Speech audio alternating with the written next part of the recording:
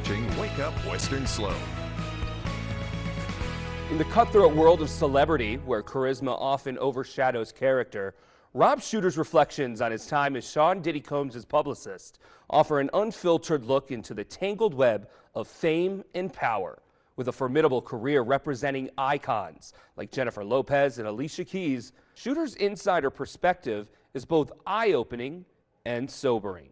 As Diddy now confronts serious legal troubles, Shuter's recent column in The Hollywood Reporter calls out the complacency and complicity of industry players who navigate the glamorous yet perilous landscape of celebrity culture. Former Diddy publicist and host of the Naughty But Nice podcast, Rob Shuter, joins me now to discuss the darker truths lurking beyond the limelight. Rob, thanks for being here today. Good to see you, my friend. Good to see you. So I want to ask first, at a time when many people are probably working overtime to distance themselves from being attached to Diddy in any way, what compelled you to come forward and write this column?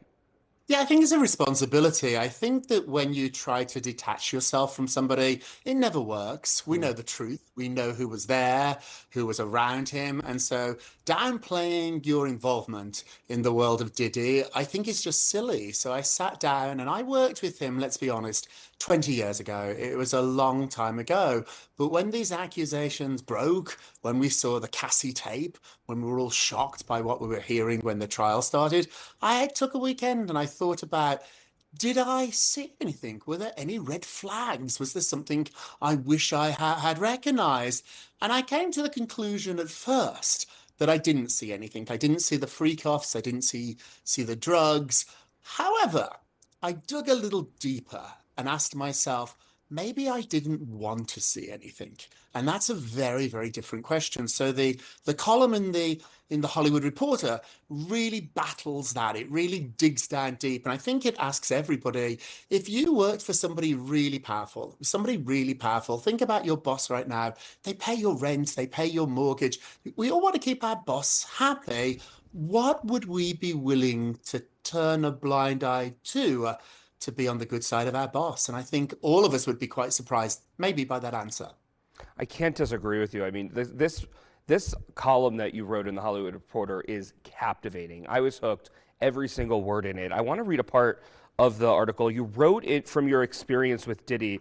You said, I took his calls at 1 a.m., traveled on his private jets, and drafted statements that bore his name but never his truths. What was the biggest spin you put on Diddy's behalf to protect him?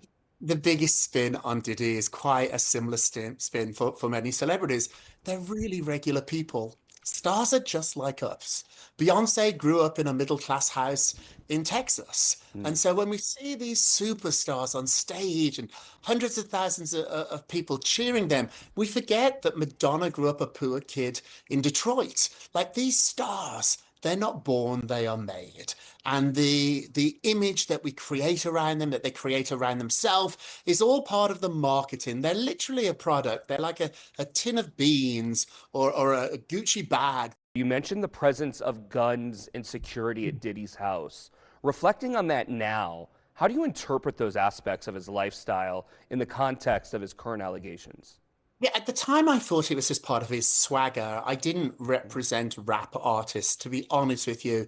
It's not my genre. It might surprise you. I like me some Barry Manilow and Barbra Streisand. I do not know anything about the world of hip hop. And so I thought, I wanted to believe that this was part of the rap culture, being bad boys, being macho, being aggressive, having guns, having girls. I thought that was just part of the culture at the time. But now looking back on it, it wasn't. It was really, really shocking to have to walk through a metal detector to get into his house. I've been to lots of celebrity houses, Sting's, I've been to Naomi Campbell's, I've been to Kate Spade's. His was the only house that I ever had to walk through a metal detector. So I think there were flags, there were red flags. And at the time, I chose to ignore them. I didn't see them.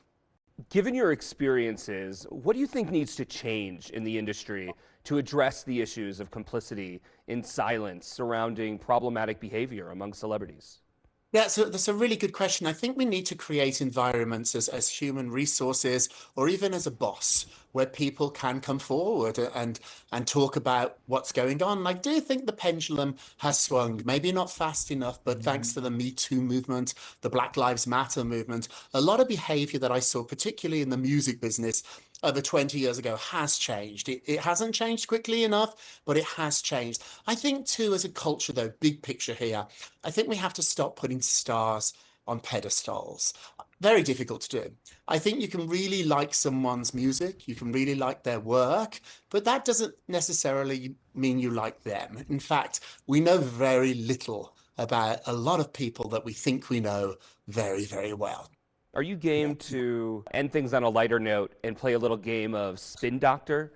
I love a lighter note. My whole life is naughty but nice. This has been very naughty. Let's hear All a little right. nice. All right. Well, let's play a little game of Spin Doctor where I'll name a celebrity and you tell me what you would do to save their public image, okay? Go. All right. First up, Meghan Markle.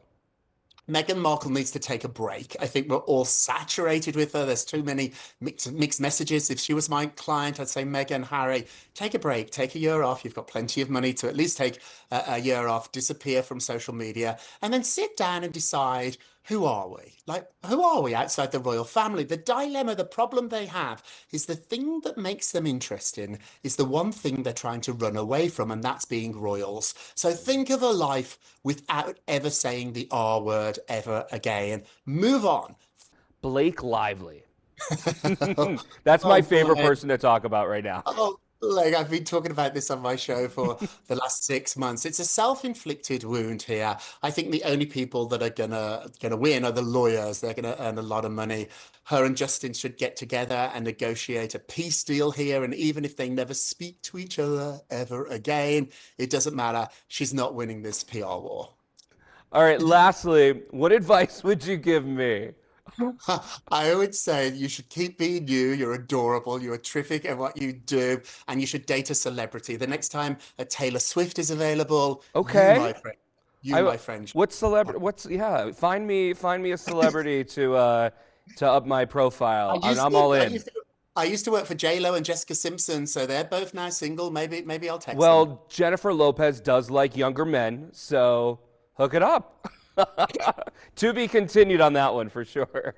All right, Rob, thank you so much for your insight today. This was really fun. We'll have to have you back sometime. All right, everybody at home, you can listen to the Naughty But Nice with Rob podcast, available wherever you get your podcasts.